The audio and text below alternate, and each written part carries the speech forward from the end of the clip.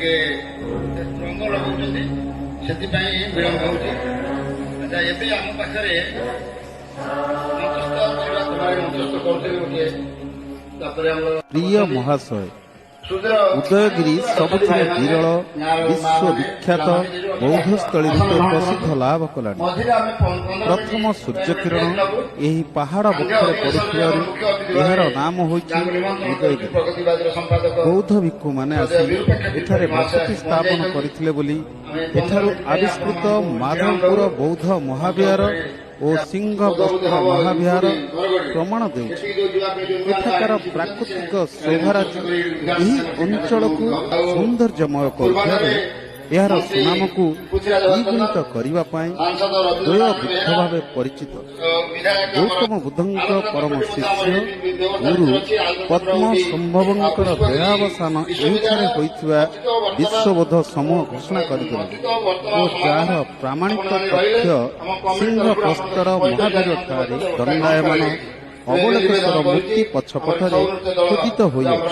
ବହୁ ପୁରାତନ ପୁଷ୍ପଗିରି ବିଶ୍ୱବିଦ୍ୟାଳୟ ଏହି ଅଞ୍ଚଳରେ ଗଢ଼ି ଉଠିଥିଲା ବୋଲି କୁହାଯିବା ପରେ ଉଦୟଗିରି ଆଜି ବିଶ୍ୱବିଖ୍ୟାତ ହୋଇଗଲାଣି। ଏହାର ଗୌରବମୟ ଇତିହାସକୁ ଆହୁରି ସମୃଦ୍ଧ କରିବା ପାଇଁ ଓ ବିଶ୍ୱ ଐତିହ୍ୟ ତାଲିକାରେ ଯୋଡ଼ିବା ପାଇଁ ଆମେ ପ୍ରତିବର୍ଷ ପରି ଚଳିତ ବର୍ଷ ବିଶ୍ୱ ଐତିହ୍ୟ ସପ୍ତାହ ଅବସରରେ ଆସନ୍ତା 24 ତାରିଖ ସୋମବାର ଓ 25 ତାରିଖ ମଙ୍ଗଳବାର ଦିନ 16ତମ ରାଜ୍ୟସ୍ତରୀୟ ଉଦୟଗିରି ବୁଦ୍ଧ ମହୋତ୍ସବ ପାଳନ କରିବାକୁ ଚଳିତ ବର୍ଷର ମହୋତ୍ସବ ଓ ମଞ୍ଚକୁ ଗୁରୁ ପଦ୍ମ ସମ୍ଭବଙ୍କ ନାମରେ ଉତ୍ସର୍ଗ କରାଯିବ। ଏହି କାର୍ଯ୍ୟକ୍ରମରେ ଉଦୟଗିରି ବୌଦ୍ଧକୀର୍ତ୍ତି ଆଧାରିତ ଫଟୋରାଜି ଉପରେ ପ୍ରଦର୍ଶନୀ, ଉଦୟଗିରି ସଂକଳନର 15ତମ ସଂଖ୍ୟା ଉନ୍ମୋଚନ, ପିଲାଙ୍କ ମାଧ୍ୟମରେ ବକ୍ତୃତା ପ୍ରତିଯୋଗିତା, ପ୍ରାର୍ଥନା ସଭା, ଆଲୋଚନା ଚକ୍ର, ପଲ୍ଲିଶ୍ରୀ ମେଳା, ସମ୍ବର୍ଦ୍ଧନା ପର୍ବ, ସାଂସ୍କୃତିକ କାର୍ଯ୍ୟକ୍ରମ ଓ ସାଧାରଣ ସଭାମାନ ଅନୁଷ୍ଠିତ ହେବ। ଏହି ମହୋତ୍ସବରେ ଯୋଗ ଦେବାକୁ ନିବେଦନ।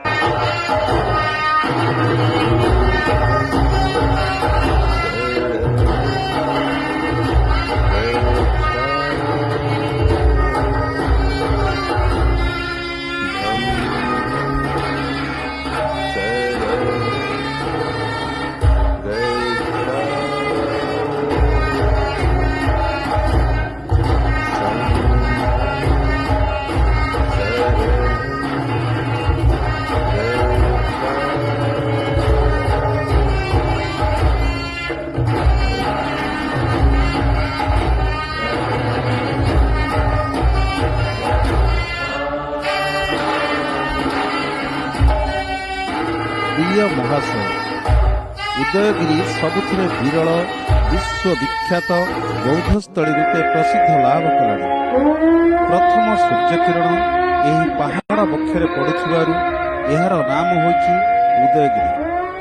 ବୌଦ୍ଧ ଭିକ୍ଷୁମାନେ ଆସି ଏଠାରେ ବସତି ସ୍ଥାପନ କରିଥିଲେ ବୋଲି ଏଠାରୁ ଆବିଷ୍କୃତ ମାଧବପୁର ବୌଦ୍ଧ ମହାବିହାର ଓ ସିଂହପ୍ରସ୍ତ ମହାବିହାର ପ୍ରମାଣ ଦେଉଛି।